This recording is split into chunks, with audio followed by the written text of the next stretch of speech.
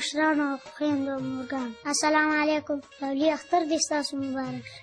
ستاسو دې ځکه مبارک شي چې دا خو ستاسو او د ستاسو د بچو اختر زما خو نه یې، ځکه چې زه یتیم یم. تاسو خپلو بچو ته څنګه ښایسته جامې او بوټونه او کوټونه اغوستي؟ مورې څنګه ښایسته یې خپل زوی ته سترګې تورې، سهار کې یې په تودو اوبو او په ښکلو شامپو ولامبه، څومره ښه ښکاري. ګوره مور، ته خبره یې چې زما چې پلار ژوندی و زه هم ډېر نازولی وم، ما به هم ستا د زوی په شان کالي اغوستي، مور به راته هر وخت سترګې تورول، ستا د زوی په شانتې یې نازولی. خو ګوره دا څو کاله کېږي چې په یو اختر کې مې هم نوي کالي نه. تېر اختر کې د ملک ماما ښځې د خپل زوی زاړه کالي رالیکلي، هغه مې راته مور ووینځل، وامې غوستل چې بار لوبې ته ووتلم.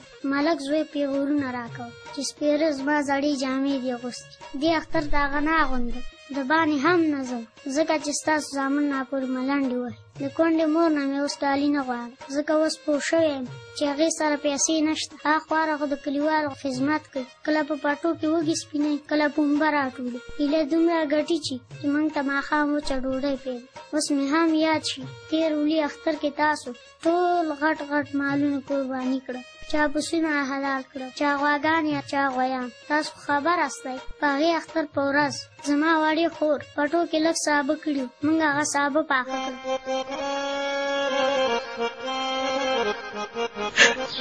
تاسو بیا میاشتو میاشتو پورې هغه غوښه خوړله. خیر دی څه پروا نه کوي، ستاسو قرباني خدای قبوله کړي. خیر کو ټوله ځان ته خورئ.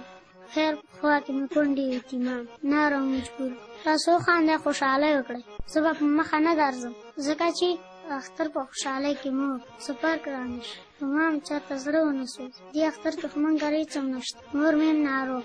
زه خو تر اوس کالي نه غواړم، خو کشرۍ خور مې نه پوهېږي، هغه ورته سر ته ناسته، هغه ورته سر زوی کوي، جامې تر غواړي.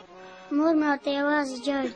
خور مې ورته وایي چې کاکا خپل لورګانو ښایسته ښایسته جوړې راوړي، ښکلې پیزارې ورته اغوستې. خور مې ورته وایي چې زما پلار چېرته دی، موږ ته هم کالي راوړي. زه ورته وایم خورې زموږ پلار مړ دی، نور خلکو څه کوي، کاکا هم په موږ پام نه کوي. خیر ته جامې مه غواړه، زه چې لږ غټ شم مزدوري به وکړم، تا ته به جامې واخلم. هو رښتیا هغه بل اختر کې مې حاجي صاحب ته وویل ستا موټر به درته وینځم، 10 روپۍ راکړه. هغې په مخ څپېړه راکړه، راوشوله. ما ویل زه که موټر ورته وینځم یو 10 روپۍ راکړه. وړې خور ته به بنډي واخلم. دې اختر کې مې دا د مور مریضه، موږ سره دوا پیسې نشته. پرون ډاکټر صاحب ته ورغلم، ما ورته ویل مور مې مریضه، دوا راکړه. چې را روانېدم ویل چېرته لاړې، پیسې راکړه. ما ویل پیسې خو نشته، دوایي رانه بېرته واخیستې او څپېړه یې ووهه. زه خیر دی دا وخت به هم خدای تېر کړي، خو نور څوک نشته او خدای خو مې شته.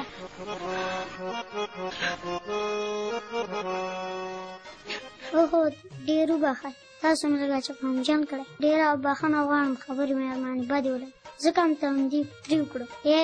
راته مه بنده، زه نور څه نه وایم، یوازې دا خبره خو واوره، ما ته هېڅ هم راکوه. ستاسو خوا کې یتیمان نه دي، دوی ته خو لږ کالي واخلئ، لږه غوښه هم ورولئ. د اختر په خوشحالۍ کې هغه هم ځان سره شریک کړئ، یعنې الله به ورنه پوښتنه وکړي.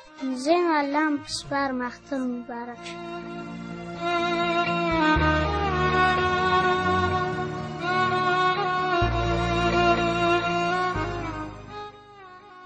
بیګا شپه کونډې جینۍ وږې زوی په مخ وواهه، بیګا شپه کونډې جینۍ وږې زوی په مخ وواهه، میرات شي غلی شه د کلي خان له خوبه وځي.